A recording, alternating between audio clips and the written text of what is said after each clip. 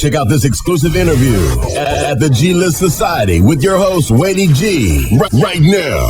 Hey, what's up, everybody? This is Wadey G with the G-List Society, and I have a very special guest on the line with me. We're going to talk about his brand new album, Where's Vivian? It should actually say Where's LastO, because, man, I mean, in my opinion, and probably it's the only opinion that counts, he's the greatest rapper we have in the LGBT community. I know I like several of them, but I'm very ecstatic to be having him on the line because we're going to talk about this brand new album that we all been waiting on. But he's a New York MC. He's, one of the most popular rappers in the game out right now, and I just want to say welcome, LastO. Thank you, Wadey. I appreciate it, man. Okay, I hear that. And then, so you did your time, in Los Angeles, and things were going well for you out there. What made you decide to go from one coast to the other over to New York, and then, especially from one entertainment mecca to a totally different entertainment mecca? And around what year did you do that? I did that in 2009, but it had been building up since 2008. Because at the time I was working at Fox, but I wasn't working at the studio anymore. I was actually working in the digital media department in Beverly Hills. And what had happened was my boss told me that, I don't know how much detail I can go into. It ain't like I'm gonna get in trouble. Basically, when News Corp purchased MySpace back around there, if it wasn't 2008, it was 2007. News Corp, which is the corporation that owns Fox, 20th Century Fox, and all that, they purchased MySpace for however many $2,000 of money. But MySpace, they couldn't monetize. You know what I mean? So what News Corp ended up having to do was downsize other divisions. So then you couple that with the economic crisis in 2008, and shit just fell apart. You know what I mean? And so I was almost being forced out of Los Angeles. And I decided, I said, well, you know what, since life is, kind of falling apart here, I'll take my ass to New York, because my girl, who lived out here already, had been trying to convince me to go to New York for the longest. And I was finally like, well, fuck, I guess now is as good a time as any.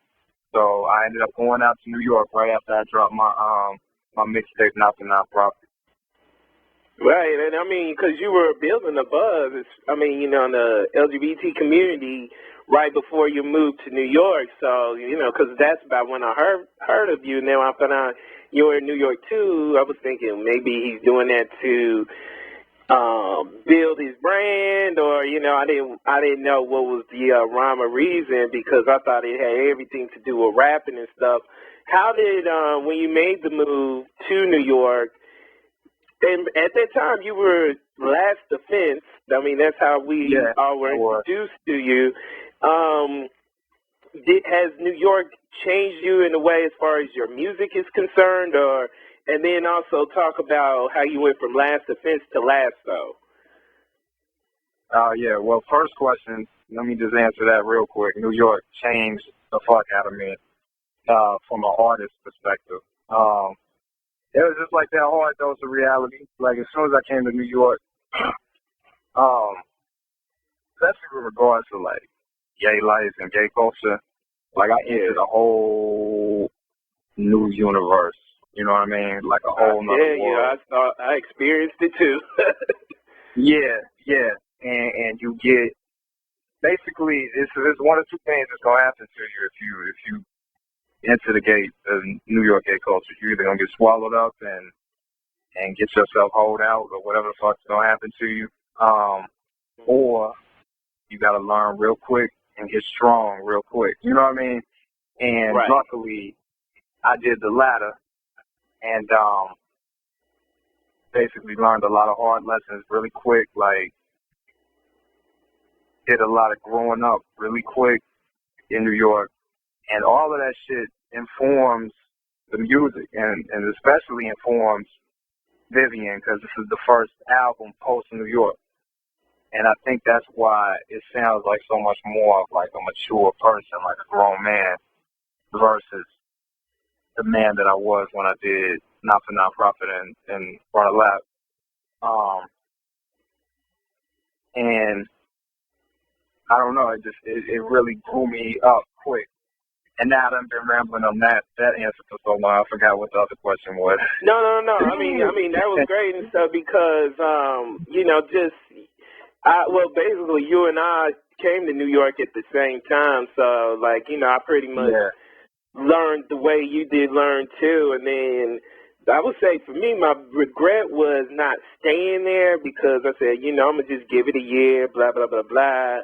And then I told people about, well, shit, had I not blew my money and really took living there seriously, I probably would have still stayed, but then I was like, Chicago's my little safety net or whatever. And then that's when I learned about me was when I came, after a few months being in Chicago, I started being back to being laid back, but New York, like, it really, gay culture or not, New York, when they say it's a city that doesn't sleep, it means it to the degree of, in order to make it there or even survive there, you got to be on your toes 24/7.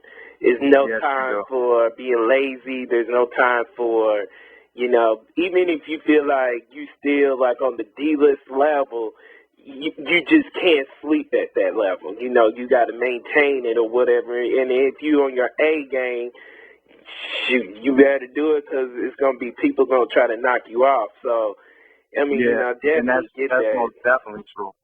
And people, ask me a lot of time about delays with the music and like why it took so long and so on and so forth. It's that same hustle that you was just talking about. The hustle of trying to survive in New York that sometimes stood in the way of the music and what a cause of delays, definitely.